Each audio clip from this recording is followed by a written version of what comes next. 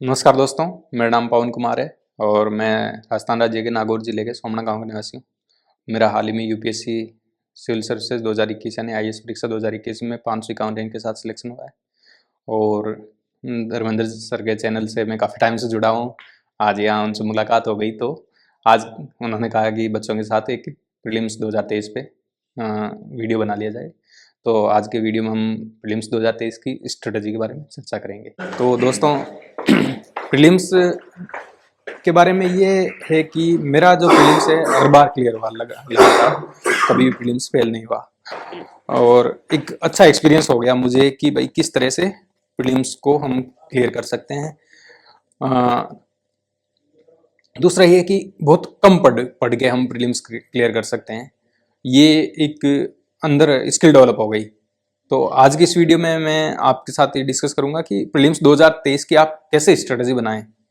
ठीक है दोस्तों, जैसे मैं क्या करता था, मैं आपको मेरी स्ट्रेटजी बताता हूं और उससे आपको कहीं ना कहीं हेल्प मिल जाएगी। आप अपनी स्ट्रेटजी को उसके हिसाब से एडजस्ट कर सकते हैं। सबसे पहले मैं प्रीलिम्स में दो चीजें ध्यान रखनी है, एक तो क्या पढ़ना है, दूसरा कैसे पढ़ना है। ये दो क्वेश्चन है। आज भी अगर आप बहुत सारे बच्चों से अगर इंटरेक्शन करोगे तो उनको पता ही नहीं चलेगा कि क्या क्या पढ़ना है। एक एक टॉपिक की 10-10 बुक्स ले आए, कमरे को लाइब्रेरी बना दिया, तो वो सिलेक्शन का रास्ता नहीं है। तो क्या पढ़ना है, सिलेक्टिव पढ़ना है, हमें बहुत मिनिमम रिसोर्सेज में मैक्सिमम आउटपुट निकालना है। क्या पढ़ना, तो इसके लिए जैसे मैंने क्या कर रखा है, सब्जेक्ट को बांट रखा है, 7 सेक्शन बांटे मैंने, history, polity, geography, economy, environment, science tech और करंट अफेयर्स। ठीक है, तो ये 7 सेक्शन हो गए। इनकी मैं बुक्स और जो भी रिलेटेड स्टडी मटेरियल है वो मैं ले आता हूँ और वो ला के मेरे टेबल पे रख दिया। तो ये तो काम हो गया क्या पढ़ना है। जैसे मैंने हिस्ट्री के लिए एंशिएंट, मिडाइवल, मॉडर्न, तो एक तो ओल्ड एनसीईआरटी ले ली, इसके अलावा मॉडर्न की एक स्पेक्ट्रम ले ली। फिर आर्ट एंड कल्चर के लिए मैं नितिन सिंघानिया की जो बुक है उसको पढ़ लेता हूँ। आर्ट एंड कल्चर में दिक्कत ये आती है कि हर बार है ना, आर्ट एंड कल्चर का इतना बड़ा इंडिया है, इतनी आर्ट्स हैं, कल्चर है यहाँ पर, इतना डाइवर्सिफाइड है, जिंदगी भर पढ़े तो भी नहीं हो सकता। तो हम नितिन सिंघानिया पढ़ते हैं कि भाई एक हमें थोड़ा सा बेसिक अंडरस्टैंडिंग डेवलप हो जाए कि भाई क्या क्या चीजें हैं, किस किस तरह से आर्ट्स, इंडिया की आर्ट है, जैसे टेम्पल आर्ट है या जो भी आर्ट है, पेंटिंग है, तो उनके बारे में हमें एक बेसिक मोटा मोटा आइडिया हो गया। फिर न्यूज़पेपर पढ़ोगे ना, तो न्यूज़पेपर में क्या होता है कि कुछ ना कुछ जो भी आर्ट है जो चर्चा में रही है, यूपीएससी वहीं से पिक करता है। तो थोड़ा न्यूज़पेपर पढ़ोगे तो आपका आर्ट एंड कल्चर वहां से भी क्लियर हो जाएगा। तो ये हो गया हिस्ट्री। हिस्ट्री के बाद पॉलिटी में हम लक्ष्मीकांत पढ़ते हैं और सारे बच्चे वही पढ़ते हैं, कोई सा भी कॉम्पिटिटिव एग्जाम हो। लेकिन यूपीएससी के लिए यह है कि आप एम लक्ष्मीकांत को लो और चीजों को समझो। एम लक्ष्मीकांत है, पॉलिटी की बहुत अच्छी बुक है।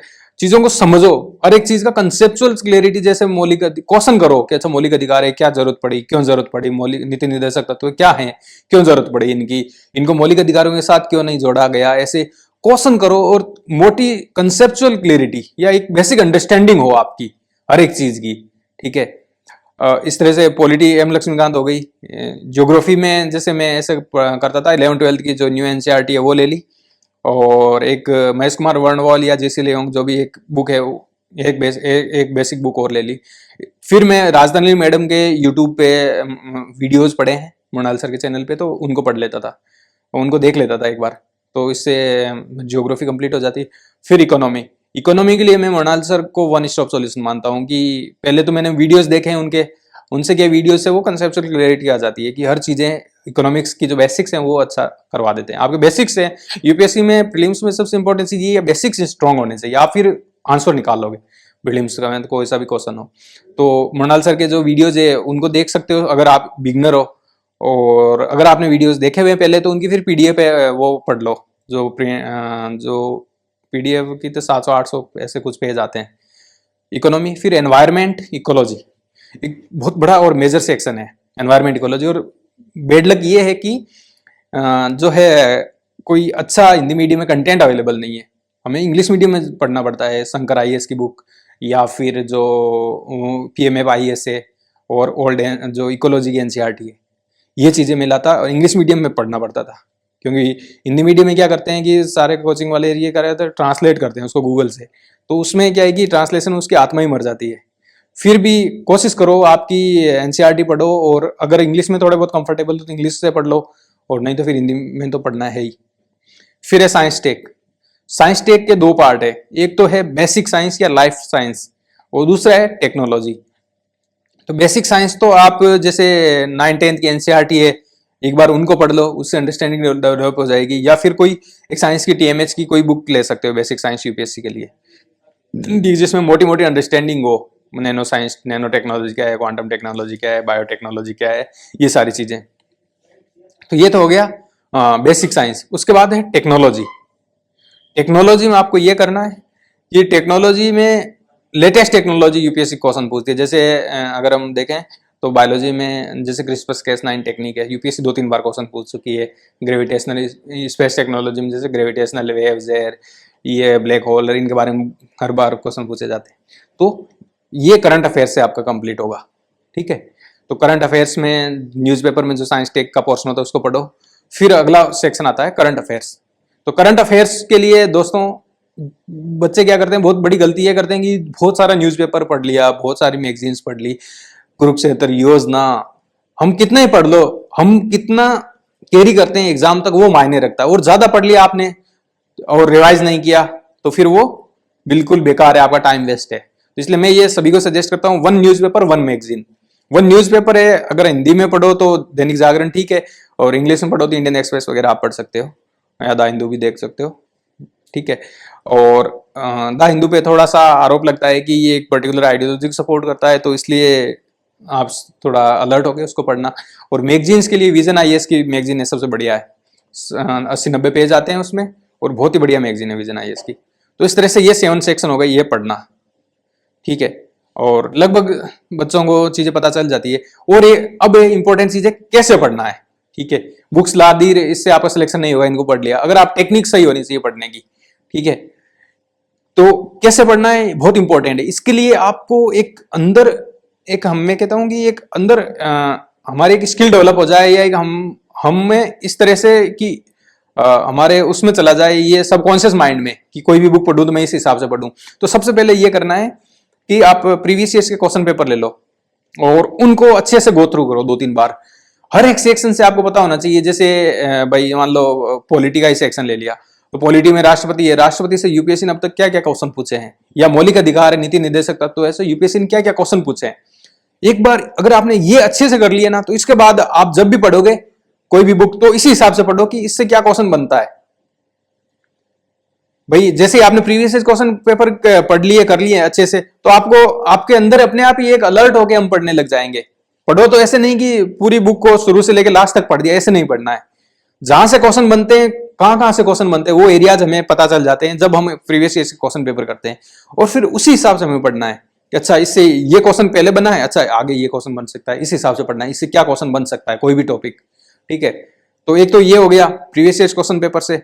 दूसरा होता है, दूसरी एक टेक्निक होती है रैपिड रीडिंग, कि आप एक बुक को अगर 2-3 महीने लगा रहे हो, 2 महीने लगा रहे हो पढ़ने में, तो इसके बजाय आप उसको कम टाइम में पढ़ो, जल्दी जल्दी पढ़ो, और उसको फ्रीक्वेंटली पढ़ो।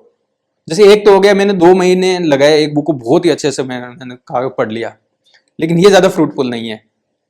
इसके बजाय आप ये करो कि मैं 10 दिन या 15 दिन में एक बुक कंप्लीट की। पहली रीडिंग में मुझे बहुत कम चीजें पता चलेगी, दिमाग में एक खाली आइडिया बन जाएगा, पिक्चर बन जाएगी, अच्छा इस बुक में ये थीम है, ये चीजें हुई है, या ये बात कह रहा है। सेकंड रीडिंग में और थोड़ा डिटेल से पता चलेगा, थर्ड रीडिंग में और डिटेल से, फोर्थ, फिफ्थ, तो 3-4 रीडिंग के बाद आप उस बुक का जो क्रक्स है वो आपको समझ आ जाएगा। तो ये ज्यादा इंपॉर्टेंट होता है। तो इसलिए रैपिड रीडिंग की टेक्निक है, वो उसके हिसाब से आपको पढ़ना है। मैं ऐसे करता था कि 100 पेज का टारगेट रखता था हर एक सब्जेक्ट का, कि भाई 100 पेज है वो मुझे डेली पढ़ने हैं।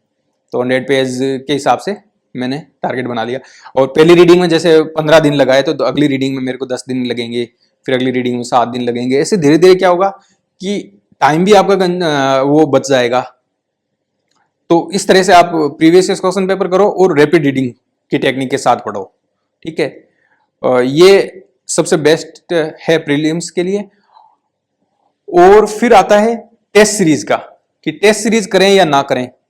तो कुछ चीजें तो आप हमेशा ध्यान रखना कि ये जो कोचिंग्स हैं और यूपीएससी है, इनका एक बहुत डिफरेंट लेवल होता है। तो कोचिंग्स वाले कितनी भी मेहनत कर लो, यूपीएससी लेवल तक नहीं पहुंच सकते। फिर भी अगर आप टेस्ट सीरीज करना चाहो तो टेस्ट सीरीज कर सकते हो, और टेस्ट सीरीज में एक ओएमआर शीट भरने की प्रैक्टिस हो जाएगी, एक टाइम बाउंड मैनर में आपको प्रैक्टिस हो जाएगी कि भाई इतना टाइम में, जैसे सीसेट में दिक्कत आती है कि पेपर छूट जाता है, तो आप अगर टेस्ट सीरीज करोगे तो क्या होगा कि आपको टाइम बाउंड मैनर में चीजों को करने की आदत बन जाएगी। तो अगर किसी ने नहीं की है, बिगनर है, तो आप टेस्ट सीरीज कर सकते हो। और अगर आपको पास लगता है कि टेस्ट सीरीज की कोचिंग बहुत पैसे लेती है, अफोर्डेबल नहीं होती कई बच्चों के लिए, तो वो ये कर सकते हैं, बच्चे की 2-3 कोचिंग की टेस्ट सीरीज खरीद ली, मार्केट में फोटोकॉपी वाली शॉप से मिल जाती है, खरीद के रख लिया टेबल पे, और बिल्कुल एक स्टॉप वॉच निकाली, उसको टेबल पे रखा, और बाकायदा कि मेरे को 2 घंटे में ये पेपर पूरा करना है, ओएमआर शीट भी मार्केट से ले आए, ओएमआर शीट पूरी भरनी है, भर के और उस टेस्ट को वैसे वैसे जैसे सिंसियरली हम टेस्ट सीरीज करते हैं वैसे वैसे वहां पे कर लिया और उसको खुद ही जज कर लिया। ठीक है, तो ये चीज भी करोगे, इससे क्या है, ओएमआर शीट भरने की आपको प्रैक्टिस होनी चाहिए। 10-20 ओएमआर शीट है ना आपने भरी ना, तभी आपका वहां पर भरी जाएगी ओएमआर शीट। नहीं तो क्या होता है कि बहुत बार ऐसा होता है बच्चे इसी वजह से बाहर हो जाते हैं कि ओएमआर शीट में भरने में गलती हो गई, 1-2 गोला गलत भर दिया, तो बस यहाँ तो 1-2 मार्क्स का खेल होता है। तो इसलिए टेस्ट सीरीज अगर जिसने नहीं दी है तो आप दे सकते हो टेस्ट सीरीज, और नहीं तो टेस्ट सीरीज ला के भी मार्केट से कर सकते हो। और जैसे पीवाईक्यू प्रीवियस क्वेश्चन पेपर के बारे में जैसे धर्मेंद्र जी ने अभी तैयार किए थे, मैंने देखे थे, तो आप एक बार उनको भी अच्छे से गो थ्रू कर सकते हो प्रीवियस क्वेश्चन पेपर, तो इससे भी डेफिनेटली फायदा मिलेगा। और ये हिंदी मीडियम के मैं तो ये मानता हूँ बच्चों का सौभाग्य है कि धर्मेंद्र सर जैसे जो लोग हैं वो आए हैं और बच्चों को पढ़ा रहे हैं, और रियल में बच्चों को फायदा मिल रहा है, जो बच्चे काइंड मेहनती हैं। ठीक है, तो इस तरह से आप प्रीवियस क्वेश्चन पेपर भी देख सकते हो। और आप लोगों की हेल्प के लिए बच्चों मैंने भी एक यूट्यूब चैनल खोला है, और मैं सोच रहा हूँ कि मैं भी कभी कभार आपको जो प्रीलिम्स वगैरह की कुछ क्लासें लूँ एज ए हॉबी, तो मुझे भी एक सेटिस्फेक्शन मिलेगा कि भाई मेरी जो मेहनत है इतने टाइम की वो कहीं ना कहीं आप लोगों के काम आ रही है। तो इसका जो लिंक है वो यहाँ डिस्क्रिप्शन में दिया गया है, तो आप उसको चैनल को सब्सक्राइब कर सकते हो। ठीक है, थैंक यू।